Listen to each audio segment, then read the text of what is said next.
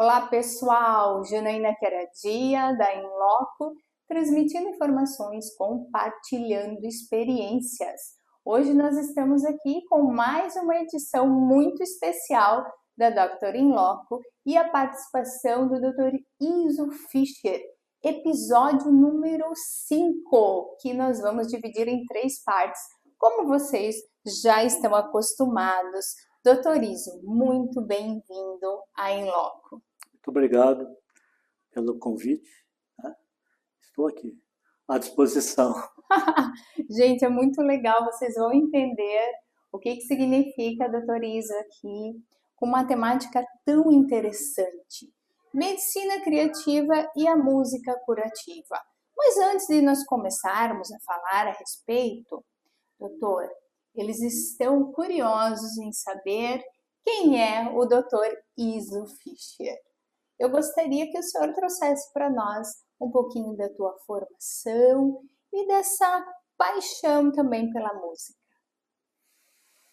Muito bem, vamos respirar fundo porque tem história aí. Né? Ah, que legal! Música, medicina criativa e música curativa. Isso, na verdade, é uma síntese da minha história com essas duas vertentes, a medicina e a música. Foi um jeito poético que eu tive de espelhar isso e fechar mesmo, né? Porque vamos dizer que de alguma forma eu sempre estive um pouco dividido entre as duas coisas e meu processo é tentar não dividir, tentar juntar essas coisas e conseguir, né? Por razões práticas, às vezes não dá para estar nos dois lugares e a gente tem que lidar com isso. Mas enfim, antes de ser médico, eu era músico. Legal, mas começou quando essa? Ah, faz tempo. Da infância? Foi na infância? Não, foi já na adolescência. Eu tenho um irmão mais velho que foi muita influência para mim e que ele estudava piano clássico em conservatórios. Na nossa cidade do interior de São Paulo, ele tinha que ir para cidades próximas, porque lá não tinha conservatório. E depois que ele estava firme, meu pai comprou um piano lá em casa e eu comecei a batucar no piano, né? Tocar antes de estudar piano, o que foi bom e foi ruim, porque eu desenvolvi um bom ouvido, mas eu fiquei cheio de vícios que nem o estudo conseguiu tirar de mim. Depois eu tinha preguiça de estudar, na verdade, porque fiquei muito acostumado a ter uma relação pessoal com o piano. A técnica própria. Cheia de defeitos, mas tudo bem, né? Cada um convive com o que pode. Então, assim, na verdade, essa coisa da vivência musical, meu pai tinha muitos discos de coisas variadas e eu fui ouvindo muita música e isso me estimulou muito. Então, lá pelos 12, 13 anos, eu já comecei a batucar no piano e aos 14 eu comecei a compor. Então, eu comecei a compor muito, muito precocemente. Pulando para a história da medicina, depois eu vou voltar para a questão da música, né? Eu queria, na verdade, já no colégio, chamado segundo grau, hoje que era chamado colégio, eu fiz um curso chamado científico, que era voltado para as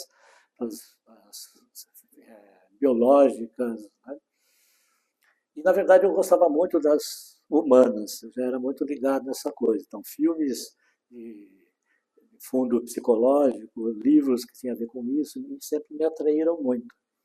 E esse meu irmão também, quando ele saiu da cidade para ir para a capital, para ir para São Paulo, ele foi fazer psicologia. Como ele era uma coisa que me espelhava muito, digamos que eu queria, também competíamos de alguma forma, eu quero fazer alguma coisa parecida com isso, mas que seja mais do que isso, né? Então eu vou fazer psiquiatria. Totalmente equivocado. Então, mas para fazer psiquiatria, eu tinha que fazer medicina, porque psiquiatria é uma especialidade médica.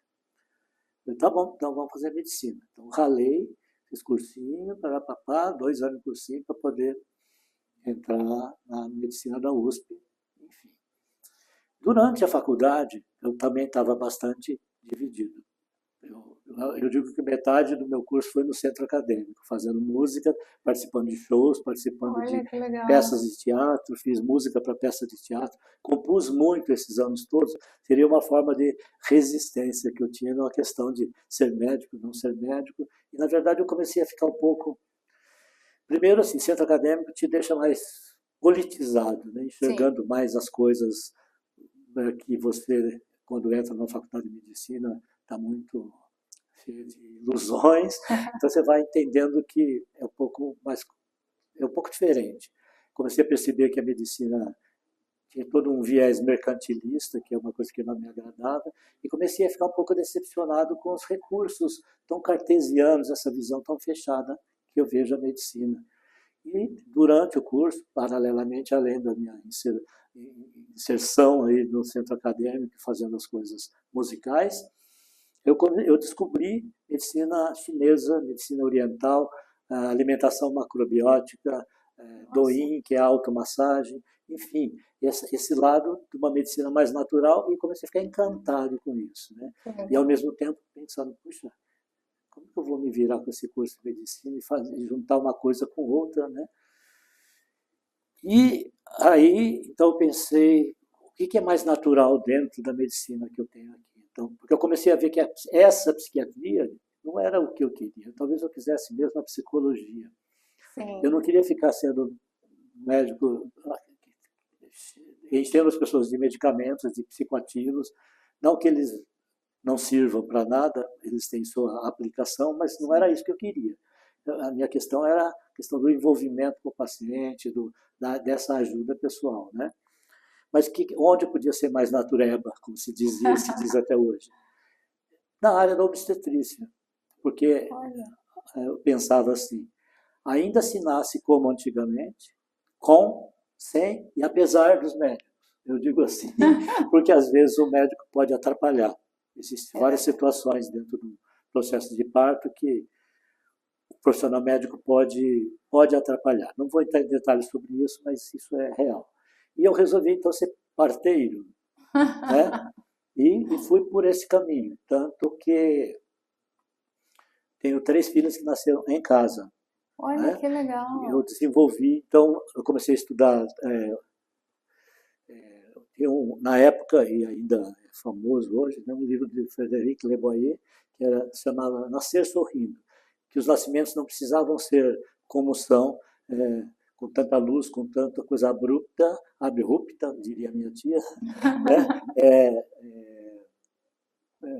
Para esse bebê que está nascendo, da forma que é feito hospitalarmente, vem, daí faz limpeza, e aquela criança chorando, tal, porque tem que chorar para expandir pulmão, mas não precisa ser daquele jeito. Dá para ser mais afetivo esse parto, né? E também estudando o livro, apesar de que eu não morava aqui ainda, em Curitiba, do Moisés Paciorn, que é Nascer como os Índios. Ele fez todo um trabalho mostrando que as índias partejam de cócoras, que é uma posição mais anatômica, melhor para se fazer um parto. Historicamente, na obstetrícia, diz a lenda que as senhoras francesas muito obesas não tinham como fazer isso, tinham que ficar deitadas à mercê do médico que vai partejar, que vai estar ali recebendo a criança, né? E essa coisa do hábito de ser deitada ficou assim, que não é muito lógico, né? Você está contra a força da gravidade. Se você está acocorado, você está facilitando que esse bebê nasça, né? Enfim, me aprofundei nisso e comecei a trabalhar com isso. Numa época eu morava em Campo Grande, né, Mato Grosso do Sul, onde eu fui logo depois da faculdade, porque eu fui fazer serviço militar, fui ser médico militar em Campo Grande. E, curiosamente, também, pela parte musical, eu que só fazia show em centro acadêmico, fiquei conhecido do grande público, ainda que um grande público do Mato Grosso do Sul, de Campo Grande, mas eu fiquei por um tempo mais conhecido como músico do que como médico na cidade de Campo Grande. Interessante, mas foi complicado, porque eu vivo da medicina e não da música, né? Enfim. E, curiosamente, dentro do curso, houve essa questão de eu estar dividido.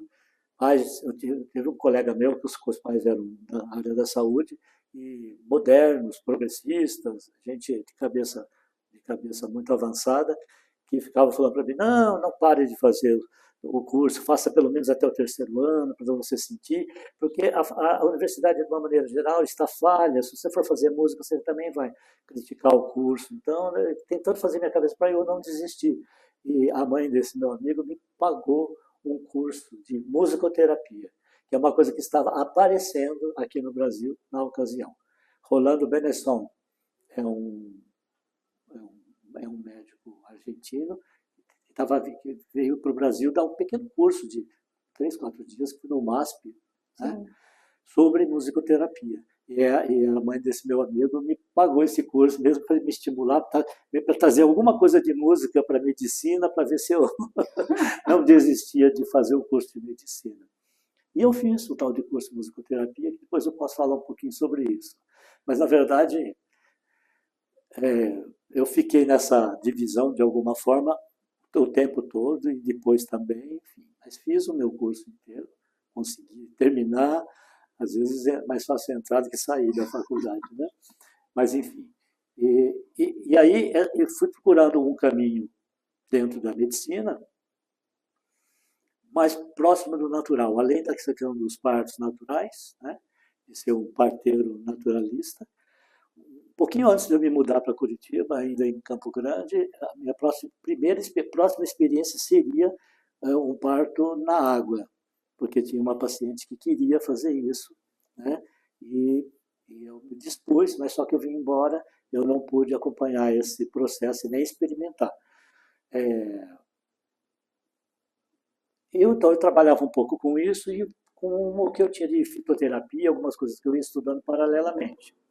Mas eu não estava muito satisfeito assim mesmo com a minha medicina. E descobri a existência de uma coisa chamada homeopatia, que era um tratamento muito diferente, que tinha uma proposta muito diferente de olhar a pessoa como um todo. Paralelamente, eu frequentava na época, e ainda frequento, né, uma religião de origem japonesa, que se chama Perfect Liberty, e que falava alguma coisa relacionada a doenças, que as doenças seriam, do ponto de vista religioso, advertências divinas ligadas a um procedimento pessoal, a um equívoco que a gente teria como pessoa, como ser humano, e que, de alguma forma, a gente estaria tendo uma advertência relacionada àquela doença, porque, digamos assim, um exemplo que é bem... Problemas de ouvido tem muito a ver com a dificuldade em ouvir o outro. Então, eles têm essa correlação. Então, essa correlação de doença com comportamento e forma de proceder, de agir, de sentir, essa semente estava comigo. E quando eu vejo que a homeopatia trabalhava entendendo que tem um todo, que tem atrás de uma doença física, tem um desequilíbrio mais profundo da energia do indivíduo, eu falei, é isso que eu quero fazer. Olha só que interessante, porque buscar esse equilíbrio. Exato. E eu, na sua fala, já identifico uma questão muito peculiar, a observação. Tem que ser total. O que faz parte do nosso, de ferramentas que a gente precisa ter para trabalhar com homeopatia? A disponibilidade para o outro, Sim. De perceber, de observar, de prestar atenção, né, no que às vezes até o corpo diz, o que a palavra diz, entender o que está por trás da própria palavra. Por isso é uma arte, por isso é criativo, por isso é uma medicina criativa. Por isso que lhe chamou a atenção, porque é a arte envolvida com a medicina. E, sim. Então é uma medicina artística, que não é protocolar. Não é assim, dor de garganta, a infecção, então antibiótico, ou não, ou depende se é viral, se é bacteriana. Então é isso ou é isso e pronto. Por isso que dá para ser tão objetivo, às vezes, numa consulta alopática. Né? Na consulta homeopática não dá, porque a sua dor de garganta não é igual à dor de garganta de outra pessoa, porque tem a ver com a forma com que você consegue adoecer. As características suas, qual é a sua sensibilidade para o adoecimento? O que te faz adoecer? Que não é igual de uma pessoa e de outra.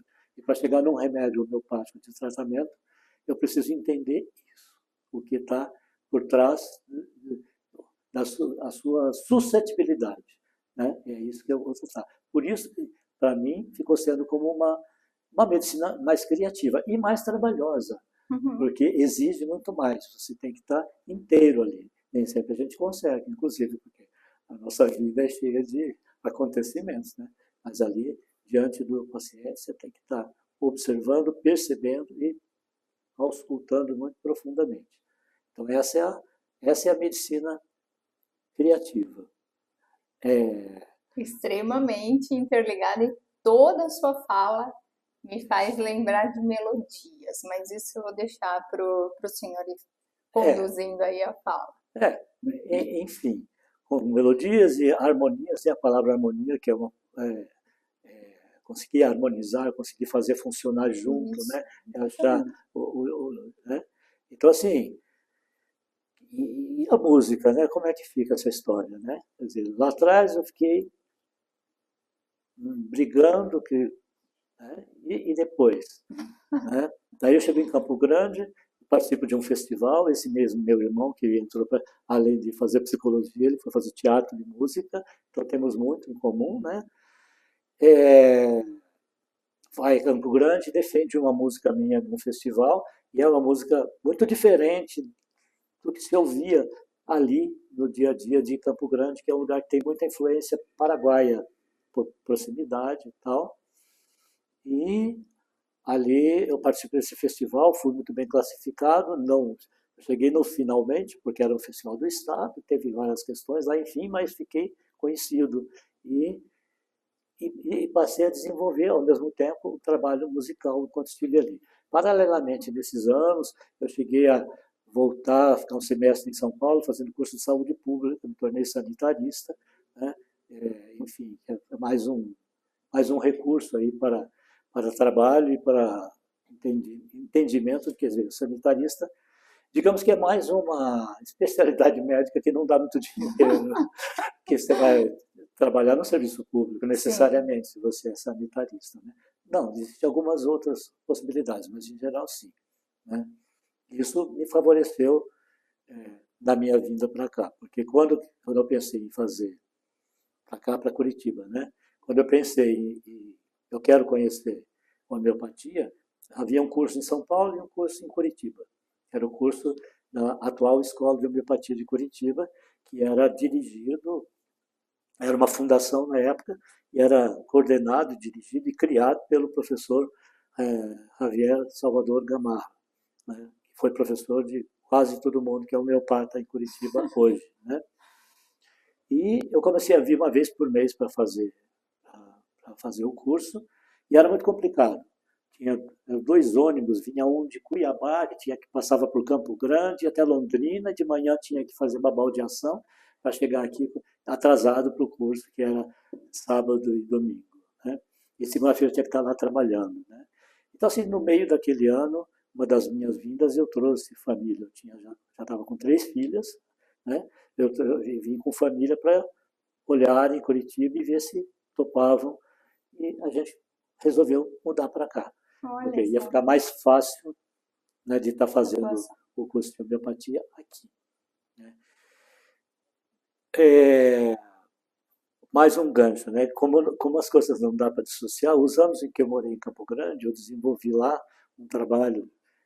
Na faculdade, uma das coisas que eu fazia no centro acadêmico era cantar no coral, um grupo coral, um coro. Eu aprendi muito e gostava muito daquilo. Eu já brincava de cantar em vozes antes disso, era uma coisa que me chamava a atenção, uma facilidade que eu tinha para ficar criando vozes numa mesma melodia e tal. E no coral eu esbaldei, eu achava uma delícia aquilo. E o que eu aprendi ali, eu resolvi aplicar, trabalhando com grupos corais em Campo Grande, alternativamente, né? Fiz alguns grupos, teve um trabalho ligado ao SESC, teve outros trabalhos, e nessa época que foi entre 79, 80, 81, 1981, no Brasil estava se procurando, dentro da linha dos trabalho de música coral, achar uma linguagem brasileira para o coro. O coro é uma importação europeia, né? Claro, existe coro em todo lugar do mundo, mas enfim, a nossa influência era muito europeia, então às vezes pegava-se uma música popular e fazia um arranjo que virava um moteto medieval, mudava, perdia a característica, tinha um movimento no sentido de procurar a linguagem da música popular brasileira para coro, para coral. E eu entrei nessa onda e eu queria criar um grupo nós tivemos uma influência do grupo interessante que passou por Campo Grande, e isso existia na época, corais que cantavam com movimento. Então, eu criei um grupo chamado Salada de Frutas, que eram com 12 cantores, né, e tinha uma movimentação cênica nas músicas. Aliás, isso está fazendo 40 anos, e esse fim de ano vai ter um encontro que me convidaram para ir, que eu ainda estou me preparando para isso, né? 40 anos do Salada de Frutas. E para mim foi uma coisa maravilhosa. Pela crítica musical da cidade, o que se diz é que o Salada de Frutas foi um divisor de águas na música coral para Campo Grande, porque foi uma coisa muito inovadora. Sim, Embora no Brasil estivesse acontecendo, para Campo Grande quem fez isso fui eu, né? Então, eu acabei criando esse trabalho lá, que para mim, dentro de música, foi uma das coisas que me deu muita satisfação. Passagem para o Campo Grande deu outras satisfações musicais. Eu tenho 2 parcerias importantes com Guilherme Rondon, que é um grande músico de lá. Uma foi gravada pela Nana Caymmi, com o César Camargo Mariano ao piano, e a outra foi gravada pelo Ivan Lins, no CD do próprio Guilherme Rondon. Então, são alguns ganhos musicais da minha vivência de Campo Grande. Uma satisfação muito grande, não é mesmo? É o nosso cartão de visita, vamos dizer assim, como músico. Voltando para Curitiba. Quando eu cheguei aqui, eu me segurei um pouco na questão da música. Eu falei, não faça como em Campo Grande, que você ficou mais conhecido como músico do que como médico. Teve até que fazer promessa, ficar um ano inteiro sem subir no palco, perdi algumas oportunidades musicais para reverter essa questão, porque a medicina é meu ganha-pão, né? Sim. Então eu dependo dela para sobreviver e, na época, para manter a mim e as mulheres na minha vida, né? 3 filhas que eu tinha, mais a minha esposa, né? Então, assim, Campo Grande, aqui vindo para Curitiba, eu segurei um pouco essa questão. E ainda ligado a Campo Grande, já falando do que é essa história de música curativa, então, né?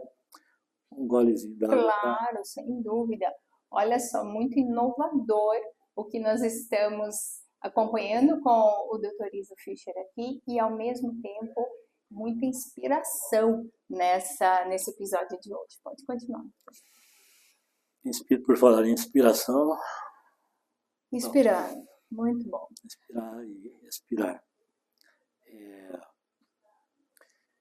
Aconteceu um episódio assim.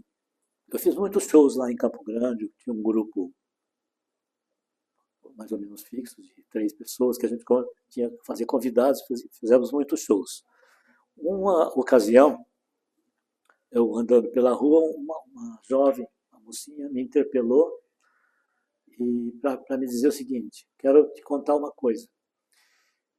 Eu estava em casa um dia, ela contando, estava em casa um dia deprimida, pensando em ideação suicida até. Ela estava péssima. E uma prima dela, por saber dessa situação, passou na casa dela, falou: vem cá, vou te levar para um show. Tirou ela de casa para levar para um show, que era um show meu, ela me contando. Nesse show, ela ouviu uma canção que mexeu profundamente com a alma dela e ela saiu daquele show com outro estado espiritual. Uau. Completamente diferenciada pela canção que ela ouviu. E ali eu entendi que eu podia fazer uma música curativa, que a minha música podia ser curativa, né?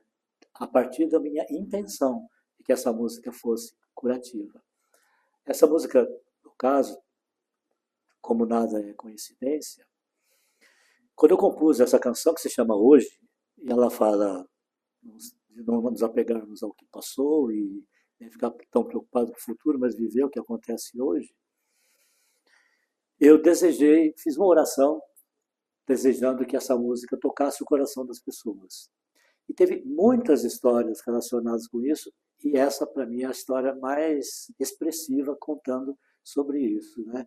Acho que o meu pedido, né, para a espiritualidade de que essa música atingisse o coração das pessoas estava acontecendo, né? Fiquei muito grato e surpreso, e até pensando na responsabilidade que é o que você diz ou não diz numa canção, que pode ter uma visão destrutiva, né? E pode ser, enfim, construtiva ou curativa, como foi nesse caso. Uma pergunta aqui, doutora, aproveitando essa questão dessa música, quem quiser acessá-la, consegue? Pelo YouTube, nós temos como localizar?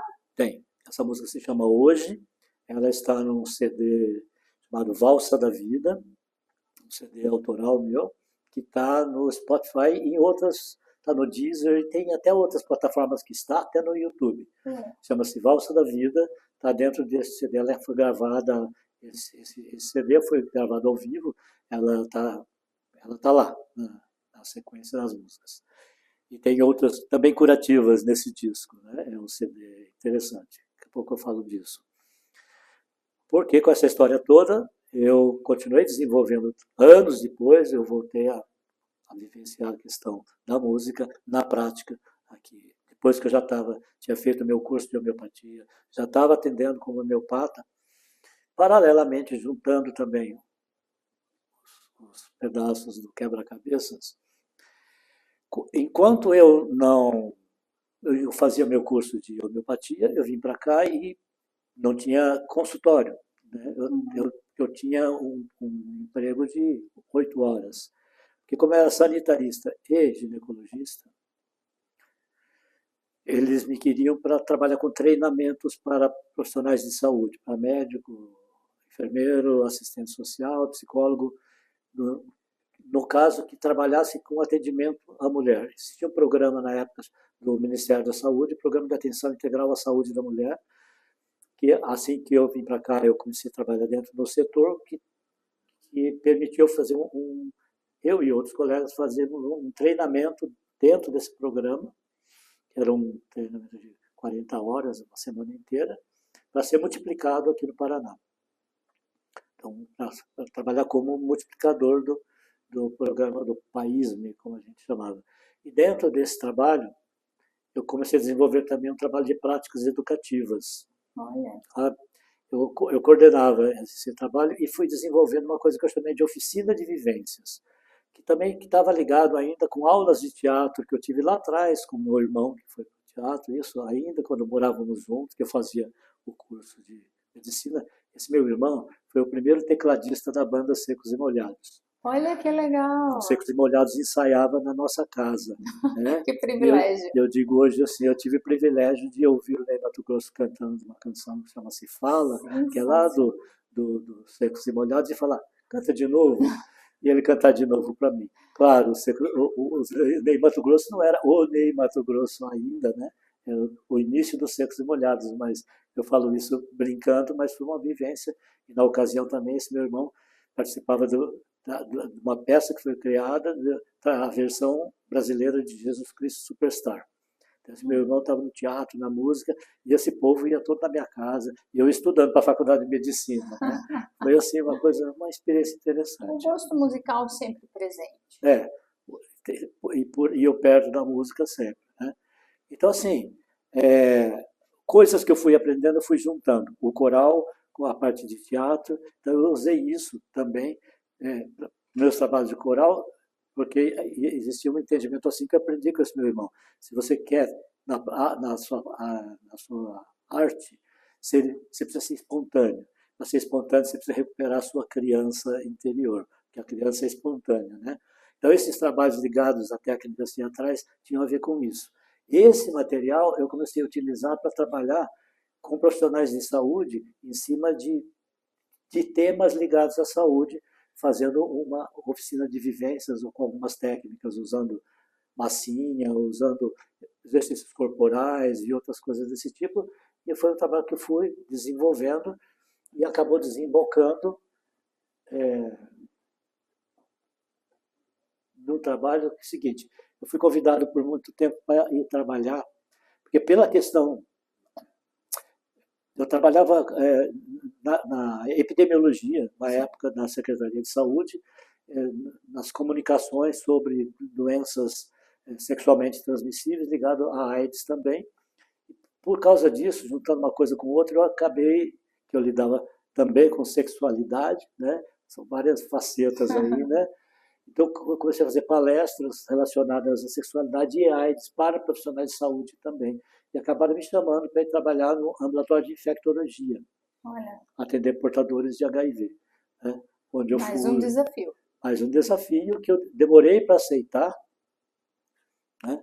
E tem alguns casos interessantes que a gente pode comentar daqui a pouco também, que o que me levou a aceitar esse tipo de trabalho. Mas são coisas que aconteceram com pacientes e com pessoas e que me convenceram que eu tinha o que fazer sobre isso. Eu tinha como ajudar esses pacientes. Tinha muitos amigos ligados à arte e tal, eu falava assim, não, eu vou trabalhar lá na infectologia, eu vou acabar encontrando amigos que estão doentes, não quero, né, e resistia muito. No fim, na vida real, aconteceram de pessoas, amigos meus, virem me procurar trazendo a questão de estarem portadores. Falei, bom, trombei com isso, a vida me trouxe isso, então essas coisas começaram a me mostrar que, peraí, acho que você precisa ir por aí. Tinha um grande amigo meu que tinha mudado dos Estados Unidos e que mandou uma fita com trechos contando do desenvolvimento da doença, foi uma coisa muito triste. Teve um outro grande amigo que era da época de cursinho, também em São Paulo, que eu fui visitá-lo antes que ele falecesse, né? E teve um outro rapaz que eu ajudei ele num show que ele fez, ele gostava de cantar, que ele fazia um show aqui, eu ajudei, dirigi um trabalho musical dele e que ficou doente também de AIDS, né? Chegou a desenvolver doença e por causa desse caso que eu acabei indo trabalhar na infectologia. Mas eu vou fazer um parênteses e depois eu volto a falar para citar alguns exemplos de atuação. Dentro desse trabalho de oficina, eu foquei para essa oficina para portadores de HIV ali dentro da infectologia. Tinha um dia da semana, e uma ou duas vezes por mês eu fazia, era uma sexta-feira, tinha um auditório grande que a gente utilizava, grupos de portadores para trabalhar um trabalho voltado para a melhora da qualidade de vida, pensando que isso podia, de alguma forma, melhorar a imunidade. Porque naquela época que eu comecei lá, 93, 94, existiam poucos remédios, poucos antivirais. E,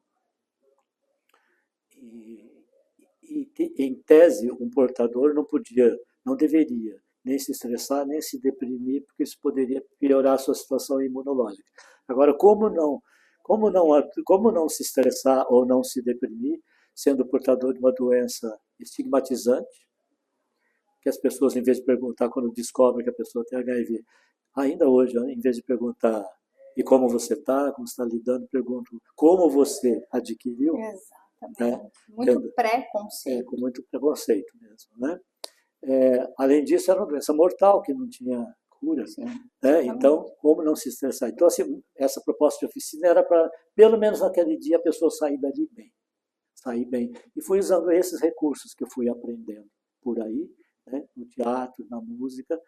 Eu usei bastante música com esse grupo, como indução de estados de alma ali. Né? Agora vamos puxar para cima, vamos dançar, vamos... Né? Até tinha espaços para conversação dentro do grupo. Agora é a hora do muro das lamentações. Então, temos 15 minutos para reclamar da vida. Depois chega, daí nós vamos dançar, vamos expressar corporalmente, enfim. Estou citando isso porque a música entrou nisso também. E dentro da medicina, para mim, foi um dos trabalhos mais gratificantes que eu fiz. Porque, com o tempo, foram surgindo medicamentos, quer dizer, não precisava mais ter medo de morrer, porque as pessoas conseguem se manter vivas e equilibradas. Então, não precisava ser a minha oficina não precisava ser mais um pronto-socorro. Mas para muitas pessoas que continuaram frequentando, era uma possibilidade de melhora de qualidade de vida, mesmo não tendo mais a morte anunciada, como era anteriormente.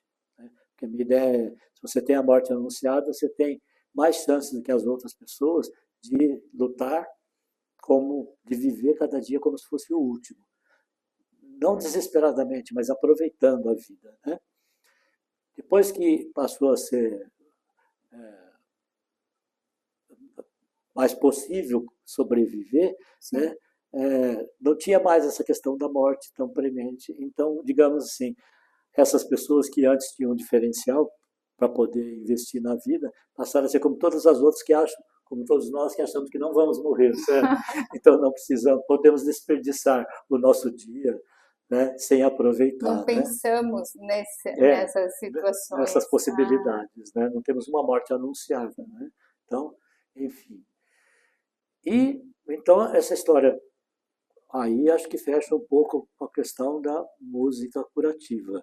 Agora, paralelamente, a minha música foi sendo desenvolvida aqui, às vezes curativa, às vezes não, né? E além dessa canção, hoje, eu citei como uma música curativa que teve esse episódio da garota, essa música e que pode ser encontrada lá no YouTube. Eu quero falar de uma outra canção e até poder demonstrar um pouquinho dela aqui. É uma canção que se chama Amor Não É Remédio. Essa música foi feita a partir de um texto que eu encontrei na internet de um psicanalista de Campinas chamado Ivan Capelato, que dizia: amor não é medicamento. Então, esse texto dessa música eu comecei a desenvolver, depois eu convidei minha parceira de música aqui de Curitiba, Etel Frota, a mais frequente, que também é uma médica que dependurou o estetoscópio para ser escritora, e poeta e roteirista, enfim, de escrever. E fizemos junto essa canção, que chama-se Amor Não É Remédio, dizendo que o amor é para quem está feliz, é para quem está bem. Né? Não é o amor que vai curar os seus problemas. Se você entrar numa relação para sarar de um problema, não vai dar certo. Para atrair o amor, você precisa estar melhor, você precisa estar bem. Né? Então, assim, isso tem a ver. Essa canção, apesar de ela ser um sambão, né, ela é uma canção de visão curativa, no sentido de, se a pessoa prestar atenção e pensar, quem sabe a ficha caia dela entender que não deve buscar amor como cura para o seu sofrimento. Né? O amor é para quem já está feliz. Então, acho que a gente pode ouvir um pouquinho dessa música e depois a gente posta a canção aqui na íntegra para vocês conhecerem. Medicina criativa e música curativa, pessoal. Nós vamos encerrar com essa música tão preciosa aqui do Dr. Iso Fischer. Nós vamos encerrar essa primeira parte do episódio número 5, Dr. In Loco, e vocês já estão observando a relevância da vivência, da experiência e, mais do que tudo, do saber fazer uma transformação social com as oportunidades que a vida acabaram colocando diante do Dr. Iso Fischer. Doutor, vamos encerrar essa parte então com essa música? Vamos lá. Pessoal, está aí à disposição de vocês e aguardem a segunda parte do episódio número 5, Dr. In Loco, com o Dr. Iso Fischer.